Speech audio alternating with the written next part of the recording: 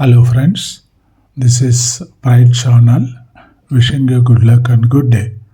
See, there is a sensational and breaking video in X.com account Suraj Naik. See, this says voting rigging takes place in VVPATs also. Many organizations, intellectuals, lawyers are raising voice to ban EVM. Even honest officers are resigning. Still, why is the Supreme Court not banning EVMs? On this heading, this video clipping has emerged in X.com. Many of my may not be having a chance to view this. That is why it is presenting for your information. Right? Just let us see the video. जैसे उसका definition आ गया, आपका जवाब बदल गया। कैसा कागज और किन के पास कागज नहीं होता इस देश में? किन किन लोगों के पास कागज नहीं होता इस देश में? गरीब के पास नहीं होता। जो मैं 2 जगह पे डीएम रह चुका हूं, वहां पे मेजोरिटी जो है ट्राइबल पॉपुलेशन थे। कई सारे लोगों के पास डॉक्यूमेंट्स नहीं थे। जो महिलाएं हैं, जो शादी करके दूर गांव में जाते हैं, उनके पास नहीं होता।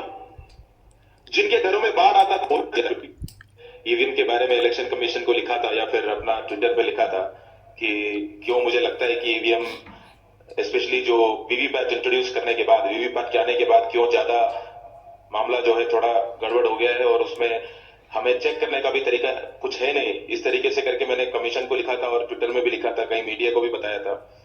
तो उसी दौरान जो है मुझे कन्वेंशन से कॉल आया था कि आपको जो है इसके बारे में बताना है आके, और ईवीएम के बारे में थोड़ा ज्यादा जानकारी देना है, क्योंकि मेरा बैकग्राउंड थोड़ा इंजीनियरिंग बैकग्राउंड से हूं, सेमीकंडक्टर या वीएलएसआई इंजीनियरिंग, और उसके बाद आईएएस ऑफिसर के नाते 3-4 इलेक्शन करा चुका हूं, तो दोनों तरफ से थोड़ा उसके बारे में नॉलेज है।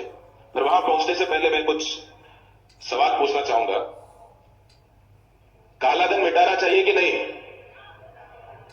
हाँ या ना? भारत एक होना चाहिए कि नहीं? हाँ। नित्य घुसपैठियों को बाहर निकालना चाहिए कि नहीं? हाँ। देखिए, ऐसे सवाल आपसे पूछते हैं, आप जोर जोर से हाँ कहते हैं।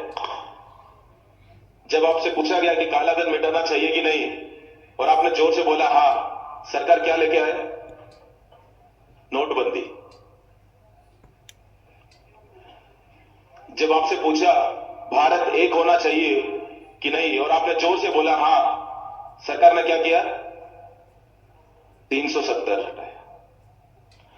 जब आपसे पूछ रहे हैं घुसपैठियों को बाहर निकालना चाहिए कि नहीं, और आप उतना ही जोर से चिल्ला रहे हाँ, तो सरकार ने क्या किया? एनआरसी। तो सरकार कुछ नहीं कह रहे, आप सरकार से करवा रहे हो, क्योंकि इस तरीके से सवाल आपको पूछा जाता है कि आपको तुरंत लगता है इसमें एकदम चिल्ला के हाँ बोलना जरूरी है। उसके अलावा और कुछ हाँ या ना में ही जवाब, सारे जवाब देखेंगे आप, जितने भी कम्युनिकेशन है, जितने भी सवाल पूछेंगे आपको टीवी से दिखेगा, सारे सवाल हाँ या ना की ही होगी। ये होना चाहिए कि नहीं, बताइए हाँ क्यों, तो आप बोलेंगे हाँ, और फिर वो करेंगे और आपको बताएंगे आपने तो हाँ कहा था। काला धन मिटाना चाहिए कि नहीं जब आपसे पूछा, तो आप में से किसी ने ये नहीं पूछा कि काला धन होता क्या है? काला धन क्या होता है?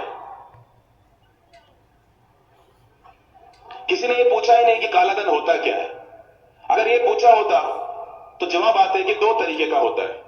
एक जो है, जो इलीगल तरीके से, अवैध तरीके से कमाया हुआ पैसा, वो हो सकता है टेररिज्म का हो सकता है ड्रग्स बेच के हो सकता है माफिया करके हो सकता है सरकारी ऑफिसर या फिर पॉलिटिशियंस घूस या करप्शन, ब्राइबरी वो करके कमा रहे हो।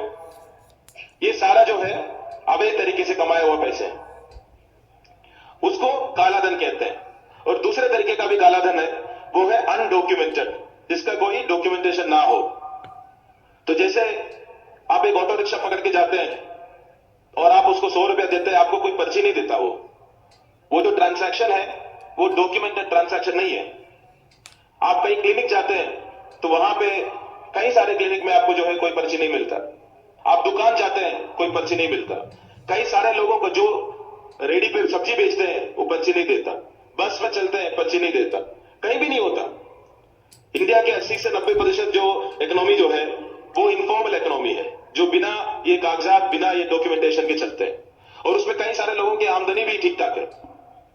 तो जब वो भी काला धन है, अब मैं दोबारा ये सवाल पूछता हूं, काला धन मिटाना चाहिए कि नहीं? काला धन होता क्या है? अभी बता तो दिया काला धन क्या होता है। काला धन मिटाना चाहिए कि नहीं?